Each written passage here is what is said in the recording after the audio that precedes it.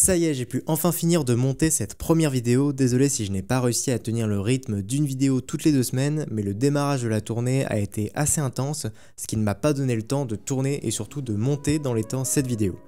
Mais c'est maintenant chose faite, je vais donc ici te montrer toutes les étapes qui ont permis de recréer le show à partir de zéro, car en effet ce spectacle a déjà été en tournée l'année dernière en Allemagne. Cette saison on l'emmène aux Pays-Bas, en Autriche et en France. La toute première étape, c'est la préparation du matériel chez le fournisseur. Pour cette tournée, on travaille avec Renthal dans l'un de leurs dépôts aux Pays-Bas. Cette étape de préparation consiste principalement à construire le système, c'est-à-dire pour la partie lumière d'équiper ces 2 gros chariots qu'on appelle DimCity de tout le matériel nécessaire à la distribution électrique, réseau et DMX. L'avantage, c'est qu'une fois câblé et configuré, ça ne bougera plus de toute la tournée et c'est un énorme gain de temps lors des montages et des démontages. Une fois le système construit, on prépare toutes nos sections de pont, on leur donne un code couleur et un numéro, puis on vient y accrocher nos projecteurs. On utilise de la structure PRT qui, grâce au chariot juste en dessous, permet de laisser les projecteurs accrochés pendant le transport. Encore une fois pour gagner énormément de temps lors des montages et démontages. Sur ce show, j'avais également plusieurs gobos spéciaux, des gobos spécialement créés pour le spectacle qu'il fallait installer dans les machines, mais heureusement les superbes équipes de Renthal avaient déjà installé les bons gobos dans les bonnes machines, il n'y avait plus qu'à mettre les projecteurs au bon endroit sur la structure. Cette préparation a duré 3 jours et on a installé au total 75 projecteurs sur 57 sections PRT. Tout est ensuite chargé dans des camions, puis direction la Belgique dans les studios d'AED pour 2 semaines de création et de répétition. Le premier montage a duré 3 jours, c'est le temps qu'il fallait pour tout étiqueter, tout optimiser pour être le plus efficace possible en tournée. Une fois tout le kit monté, c'est le début des répétitions avec l'équipe artistique du show. C'est à ce moment-là qu'on va venir faire des modifications ou des ajustements dans la programmation.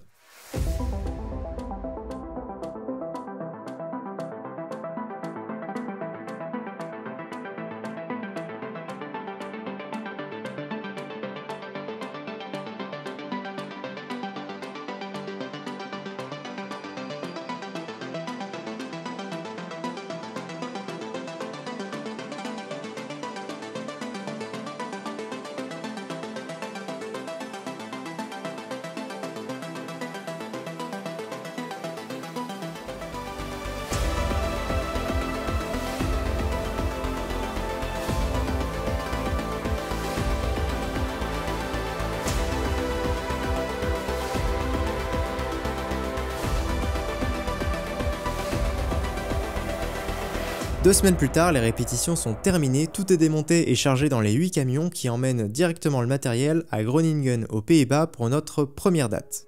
Tous nos déplacements entre les villes se font en bus et ont lieu tous les lundis. Pour faire simple, le lundi c'est jour de voyage, le mardi c'est le jour du rigging, c'est à ce moment-là où les camions sont déchargés et les riggeurs vont installer tous les points moteurs au plafond. Et aujourd'hui c'est mercredi, le jour du load-in, le jour du montage. Si tout se passe bien, en commençant à 9 h, tout est installé aux environs de 21 h, soit 12 heures de travail, avec une équipe d'une trentaine de techniciens et d'une vingtaine de roads.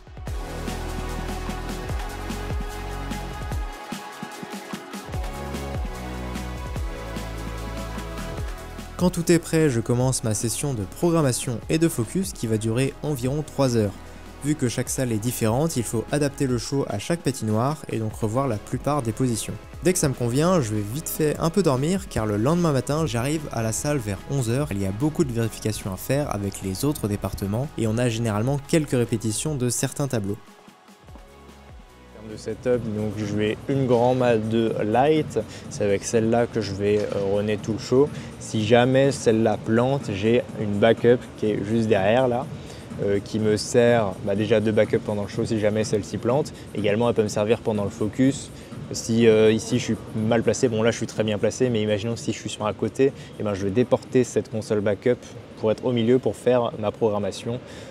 Et puis après celle-ci reviendra à la front of house. J'ai également un écran externe parce que j'ai besoin d'avoir pas mal d'informations pendant le show pour être sûr que tous les voyants sont au vert, qu'il n'y ait pas de problème.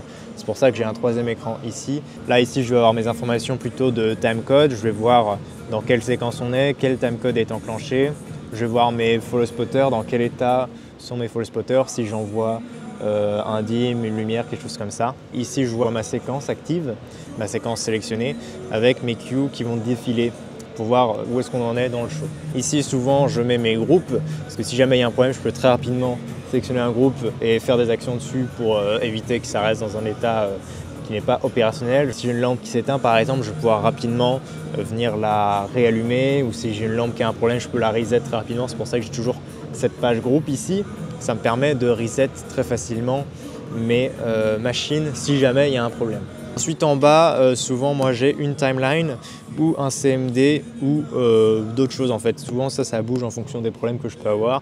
Si j'ai rien, en général je laisse une timeline, comme ça je vois qu'est-ce qui va arriver par la suite, qu'est-ce qui va se faire déclencher par la suite automatiquement pour pas que j'ai de frayeur d'un truc qui parte sans raison. Au moins là ça me permet de voir que tout se déroule bien. Et ensuite sur cet écran là, j'ai un layout que je me suis fait où je vois tous les statuts de mes systèmes de sécurité et le statut du show. Donc je vois que mes lampes sont bien on. Je vois que j'ai ma sécurité kinétique, donc le main grid avec les boules, les drones, qui est désactivé, c'est-à-dire que les drones peuvent descendre. Et je vois que j'ai une sécurité sur mes atmosphères, donc la low fog et la haze. Donc ça, je la laisse activer pour l'instant parce que je ne peux pas envoyer d'atmosphère tant que j'ai pas l'accord du régisseur qui aura eu l'accord des pompiers de la salle. Donc là, nous sommes en show preset et l'idée en fait, c'est de préparer l'entrée des gens en fait. Et l'idée, c'est vraiment de tout checker puisqu'après, on ne pourra plus checker rien puisque le public sera là, donc on ne pourra plus bouger nos projecteurs. C'est pour ça qu'on check vraiment tout là pour être sûr qu'il n'y ait pas de problème technique. Donc c'est un moment un peu important là, je vous prends parce que j'attends que tu vois la glace, tu vois pas très bien, mais il y a le monsieur de la glace qui est en train de faire la glace. Et dès qu'il aura fini la glace, je pourrai finir mon focus, c'est-à-dire que je referai le point de tous mes gobos pour être sûr que tous mes gobos soient nickel net. Et après ça, je pourrais annoncer au régisseur que la light est ready pour le show et je pourrais aller manger. Je suis celui qu'on attend parce qu'il faut que j'attende que tout le monde soit prêt pour pouvoir mettre la salle dans l'ambiance. Et une fois que tout ça c'est fait, moi je peux intervenir et faire mes dernières positions, mes dernières vérifications. Je n'ai toujours pas l'autorisation pour tester mes atmosphériques, donc pour l'instant je ne peux pas me déclarer ready puisque je n'ai pas checké tout mon système. Donc là je vais devoir attendre encore 20 minutes qu'on ait l'accord des pompiers pour ensuite pouvoir checker mes atmosphères et dire au régisseur la light est ready, donc on peut ouvrir les portes. Donc pour l'instant je suis en stand-by.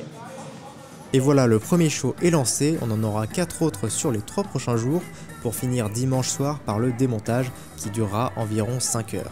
Lundi ça sera le jour de voyage et l'aventure recommencera encore et encore jusqu'à fin avril. Si tu veux savoir où j'en suis actuellement, tu peux checker mon TikTok et mon Insta où je poste régulièrement les actus de la tournée et également quelques petits tips de programmation sur Grand Mât 2. J'espère que cette vidéo t'a plu, à très bientôt pour la prochaine.